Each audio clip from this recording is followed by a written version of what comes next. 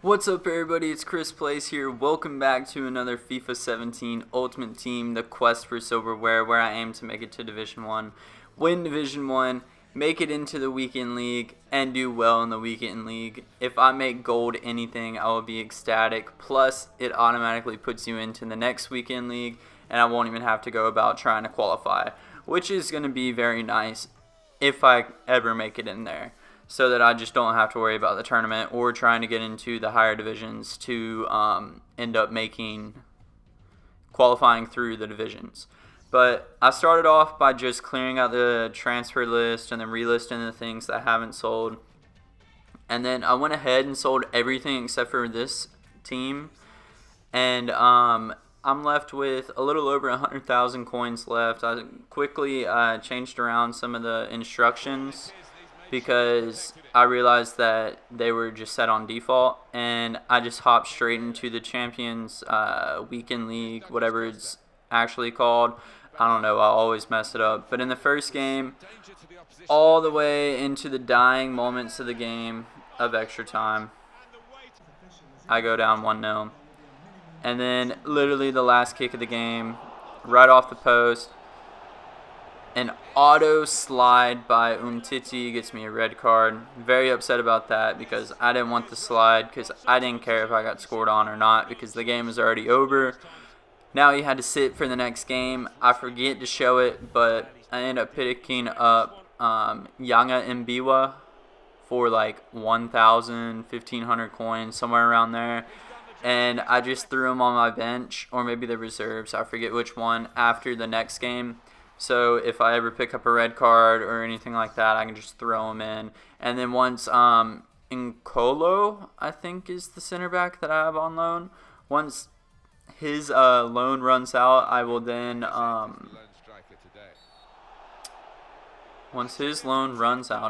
switch. Obviously, I'll discard him because he's going to be worthless once his loan is out. And then I'll throw Yanga Mbiwa on the bench in case I ever need to make a impact sub later on, which impact subs are very helpful. I would suggest having one center back, one midfielder that's like an attacking, that can play attacking or defensive, like a really good box-to-box midfielder, and then some sort of forward.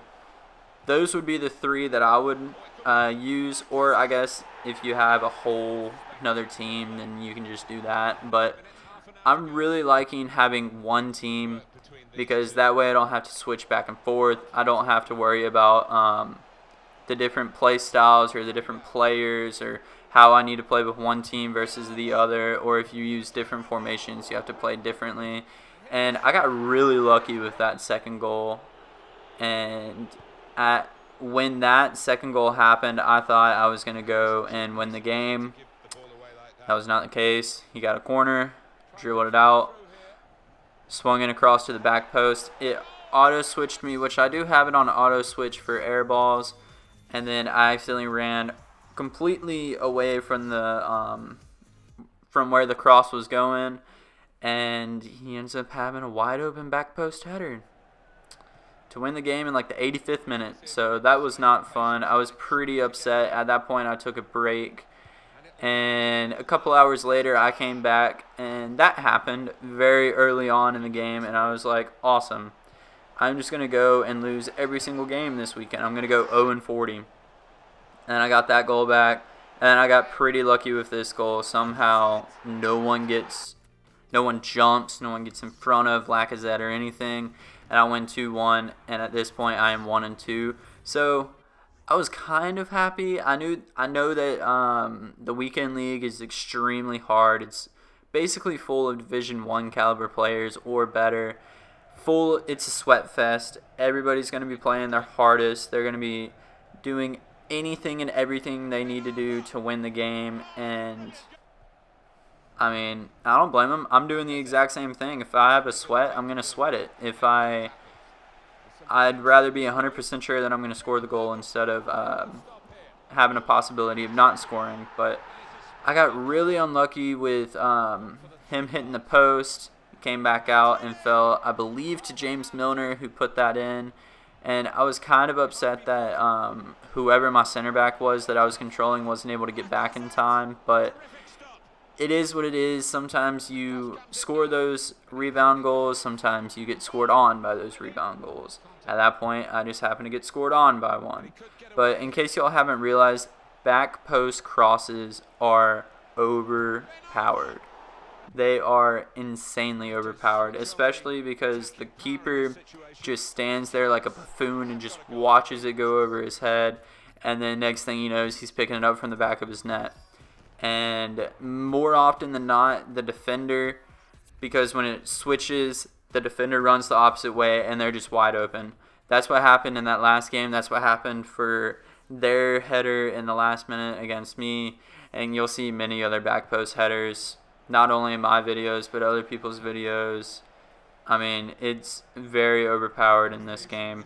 But at this point, I believe I'm 2-2 at this point. I got sidetracked with what just happened. But I started to string together a bunch of wins, and I was very excited about that because after those first 2 games, I thought I was going to get wrecked every single game. I thought that it wasn't even going to be a competition. I legitimately thought I'd be lucky if I got into like bronze 2 or 1, but that is not the case. I believe at this point I'm already in bronze 2, and I mean, as I started playing more and more, my confidence grew. I started playing better. I got better and better with my team, which is understandable because as you play more with the team, you tend to get better with them. You tend to know each player's strengths versus their weaknesses better and all that, just like in real life. So this is probably my most convincing win with the 3-0. Other than that,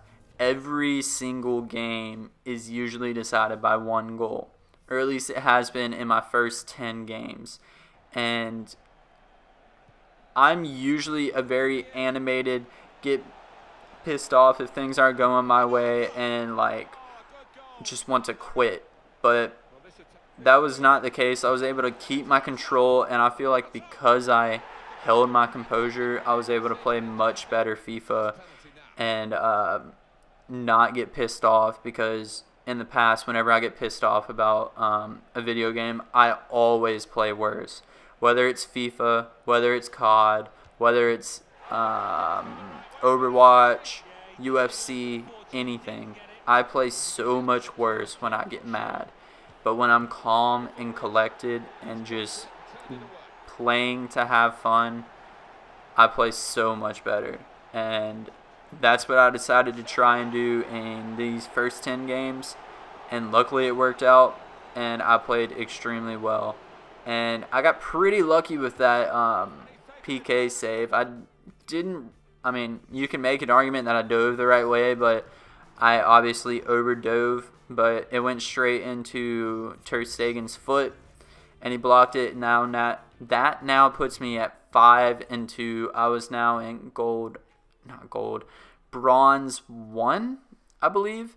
And then I came up against this team. He had Higuain and Dybala, and I thought they were going to run all over me. That wasn't the case. I don't know what happened there. I think his keeper is Buffon. Yeah, he just completely messed up there. And then Payet, who I wasn't really sure if he was going to be a good left winger. I honestly didn't think he would be because of the lack of pace, but I threw a Hunter on him, and he's playing really well. And in this game, when I saw that team, I thought they were going to give me the pipe. I thought they were going to ram it down my throat and just destroy me. The guy was good, but he wasn't great. And honestly, had he not had Ronaldo and Bale, I would have won in normal time. I wouldn't have had to go into extra time.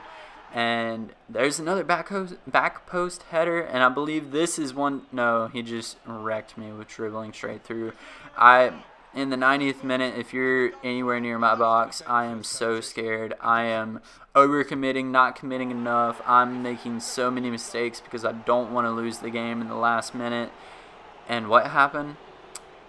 He tied it up in the 90th minute. Literally right off a kickoff, I took 2 steps, and it was full time.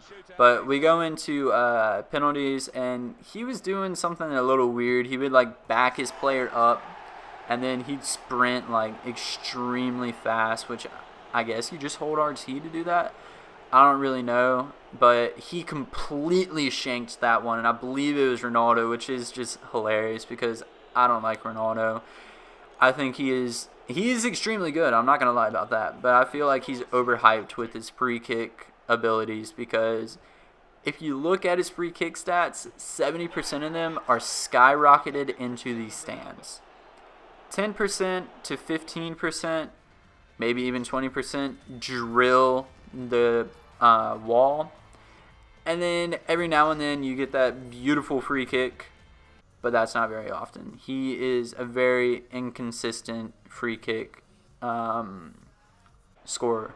But coming into the 10th game, I saw this team and I was pretty hopeful, especially after playing that guy with 3 legends, Ronaldo and Bale, and I thought I was going to be able to just not have my way with him, but I felt like I was going to be able to dominate the game. That was not the case. Like most people with a BPL sweat team, they are extremely good. They know how to exploit the game. They know who to pass to. They always have the pacey player.